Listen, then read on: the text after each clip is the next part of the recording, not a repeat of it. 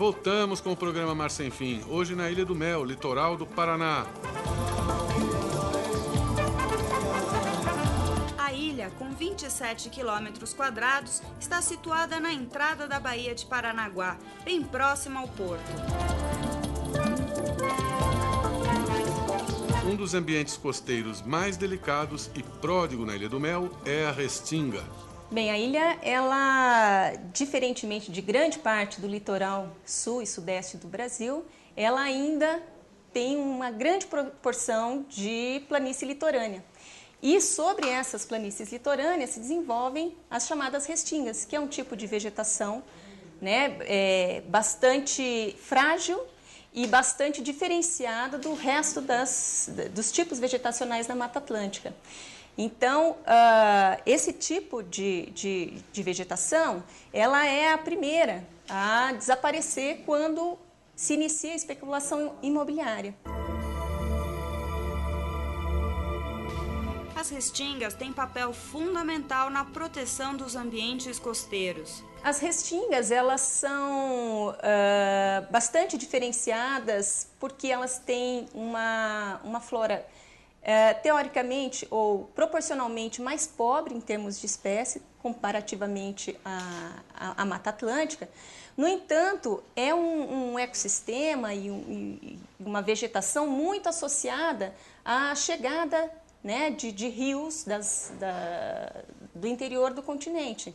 Então, em muitas situações você tem essas restingas abrigando espécies e abrigando situações ecológicas diferenciadas que você não tem em outras porções desses ecossistemas associados ao litoral.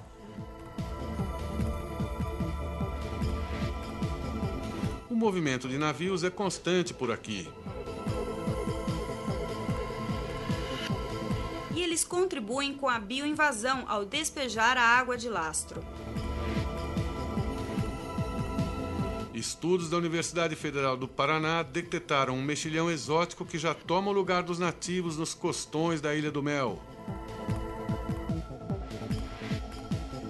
A ilha foi importante em várias fases da ocupação do Paraná. Tudo começou antes da Segunda Guerra Mundial. A Ilha do Mel, ela como atrativo turístico, podemos dizer que foi o primeiro balneário paranaense. Até que ela surgiu antes da construção das estradas que levavam às praias do litoral sul do Paraná. Então as famílias da elite curitibana vinham para a Ilha do Mel, né, eles vinham até Paranaguá e de barco iam até a região da Fortaleza para invernar. Né, eles não vinham veranear. Por que isso? Por causa dos insetos. Então eles vinham no inverno que tem pouco inseto. Então essa atividade ela aconteceu de maneira regular até o início da Segunda Guerra Mundial, quando toda a região da Ilha do Mel, toda a Ilha do Mel, foi evacuada, porque foi considerado um ponto estratégico. Né? Havia submarinos alemães transitando aqui no Atlântico Sul. Né? Então toda a Ilha do Mel foi considerada um ponto estratégico, a base foi a Fortaleza, né, para proteger o porto de Paranaguá. Seu Neil visita a ilha desde a década de 50. Antes, os pais dele também aproveitavam o balneário. Olha, a Ilha do Mel naquela época era o que exatamente ainda procuram manter a mesma imagem, um paraíso. Então a gente só vinha no inverno para a Ilha do Mel, porque tínhamos medo de pegar as doenças que não tinham sido erradicadas ainda. Hoje não, mudou. Mesmo porque a história nos ensinou de que a presença na Fortaleza daquelas famílias alemãs, famílias italianas, era uma imitação europeia, quando começou também o pessoal da Europa a ir para a praia. Então era simpático, era bonito, minha família vinha para cá desde 1920, aquelas mulheres com aqueles maiô, aqueles homens também até a perna. Então era romântica a ilha. A fortificação de Nossa Senhora dos Prazeres foi construída em 1767 por determinação do rei de Portugal, Dom José, com a finalidade de proteger a Baía de Paranaguá. Ela está situada no lado da Estação Ecológica, criada em 1982, na parte norte da Ilha do Mel.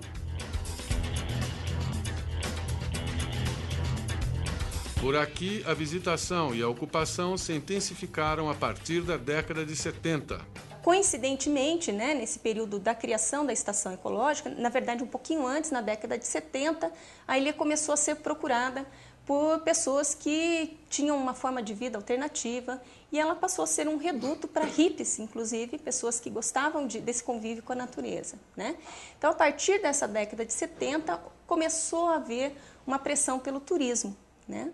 Isso foi se intensificando, mas de uma forma mais forte no início dos anos 90, quando a energia elétrica chegou, né, na Ilha do Mel. Então, atualmente, a pressão que a gente tem sobre os remanescentes, né, é a presença humana na forma do turismo. Mas, teoricamente, é uma presença controlada, né, e que não exerce um grande impacto negativo sobre a ilha.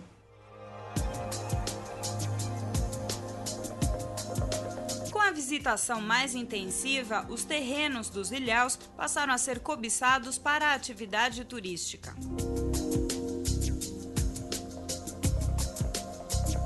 Só que não houve controle por parte do poder público.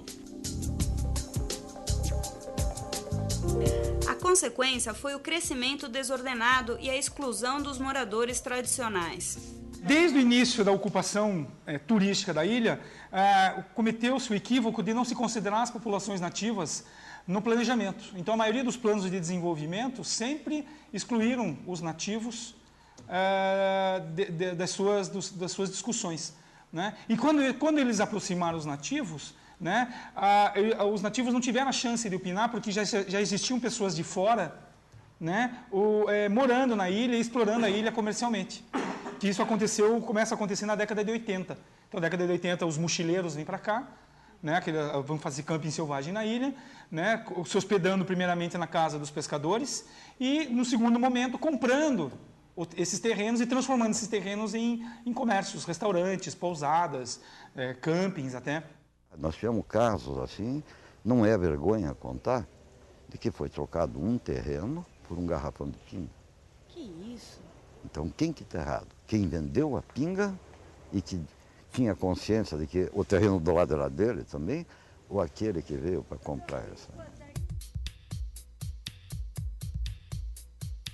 O poder público, que deveria preparar os nativos para as mudanças que haveriam na Ilha do Mel, mais uma vez não agiu.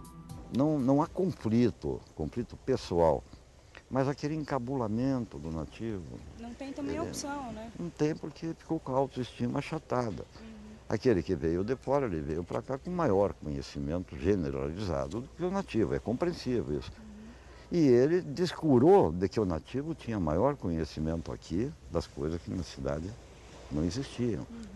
Mas não houve assim um encaixamento perfeito que permitisse com que o nativo tivesse a mesma chance que tiveram os de fora que vieram para cá. Hoje são pouquíssimos nativos que têm uma pousada, que têm um restaurante, porque ele não tem dinheiro. Como é que ele vai fazer? Então, esses erros básicos que eu acho que os órgãos públicos descuidaram. Atualmente, a Ilha do Mel tem 60 pousadas com 9.000 leitos. Quase nenhuma pertence aos ilhéus. Nós temos hoje pessoas de fora explorando a ilha de maneira comercial e os nativos que estão lá, né, por não ter uma cultura administrativa, têm uma cultura extrativista, eles não conseguem competir com as pessoas de fora. Então, eles ficam, né, competitivamente à margem do sistema. Para eles, sobra empregos de um salário mínimo, por exemplo, que é transportar bagagem, que é arrumar cama, que é ser garçom, né? Então, os nativos da ilha hoje ficam à margem. Poucos os nativos que possuem algum comércio que conseguem se beneficiar com isso. Sobre a questão dos parques e áreas protegidas no Brasil, há grande controvérsia. O modelo feito no Brasil hoje de adaptação das leis americanas, né, de um mito da natureza intocada, né? Você tem que ter o parque sem moradores dentro, né? A natureza para ela mesma. Tá, é importante isso, mas numa realidade como a nossa, de população extrativista, né, que sempre viveu desses recursos, eu acho que é complicado. Tinha que ter uma participação maior desse pessoal na definição dessa legislação, né? vários problemas. Um deles é a ingerência política. É o poder público que deveria definir as normas, né? Principalmente os planos de ocupação, né? Um instrumento importante seria o plano diretor da cidade, né? Para onde ela vai crescer, o que ela vai, né? Como é que vai ser feito esse desenvolvimento. E a gente tem um problema sério que o gestor público está sempre se colocando para resolver um problema que já aconteceu, né? Nunca no planejamento de antemão, né? De um problema que possa vir a acontecer, e sim correndo atrás do prejuízo. Mas uma coisa que poderia ser melhorada é a questão da preparação, né, dos gestores públicos, assim, em nível técnico mesmo, né? Você vê muitas pessoas ocupando cargos importantes em secretarias de meio ambiente, coisas que não estão preparadas para lidar com essa realidade ambiental. Acho que esse é o maior problema, ao meu ver. Assim. Apesar de 70% da área ser unidade de conservação, o plano de manejo parece não dar conta do recado, nem privilegia ações com os nativos. Na Vila das Encantadas, o principal ponto de desembarque, a maior reivindicação dos moradores é pelo saneamento básico, totalmente inexistente por aqui. No próximo bloco, vamos conhecer as inúmeras características geográficas e de vegetação que tornam a Ilha do Mel tão especial. O Mar Sem Fim volta já!